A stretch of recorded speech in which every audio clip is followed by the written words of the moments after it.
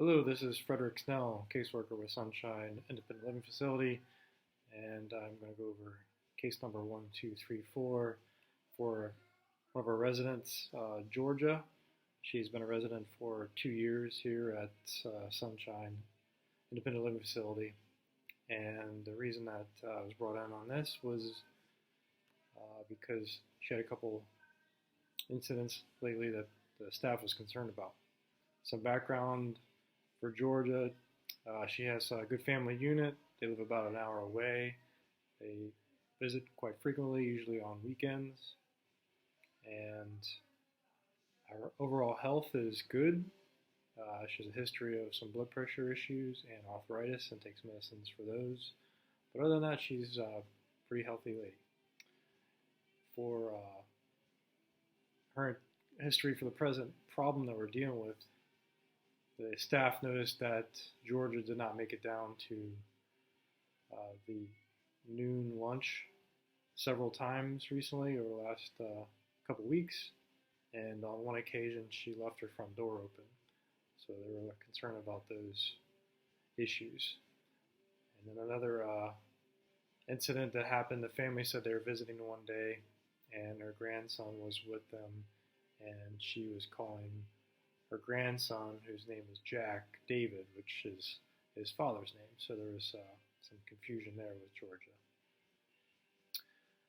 There's no other current medical issues that the staff is concerned about. No fever, no possible UTIs or anything that could be causing this confusion. So after reviewing this information and looking into the current situation that's going on and talking with Georgia, it seems like she has a good knowledge of her past history. I was able to talk to her about some details of her childhood and those kind of things, but she was a little confused on current history, where she was at. She was a little confused about place and time, those kind of things. So with all that information, we've come up with a disorder that she's probably going to be within dementia disorder and up into some type of beginning stages of Alzheimer's disease. The severity of this disorder, it's actually relatively common, dementia. The thing about the dementia and then Alzheimer's disease, it's going to gradually get worse, but nothing too rapid. The one thing that Alzheimer's is, the factor is that it is a sixth leading cause of death. So there will be some long-term issues with it. But treatment-wise, what we're anticipating on doing is getting the staff to get involved with with setting up the room, basically getting to help Georgia to be refamiliarized with daily things like calendar, having a board with events of the day that's going to be on there. The staff working on reiterating their name and who they are and what they're doing.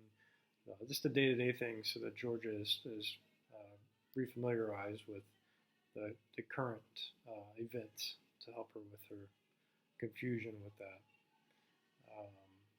We're going to ask the family to also be involved in that and to continue helping with her and redirecting anytime she gets confused and clarifying things so that it helps her to remember those details of like names and those things.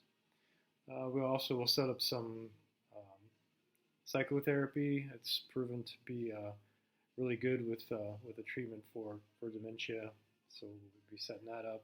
Exercise is also a good treatment for dementia and helping to work with that. And of course, there's some different medications that we'll look into. The doctors will see if anything specifically we can get her on to help keep the dementia in check.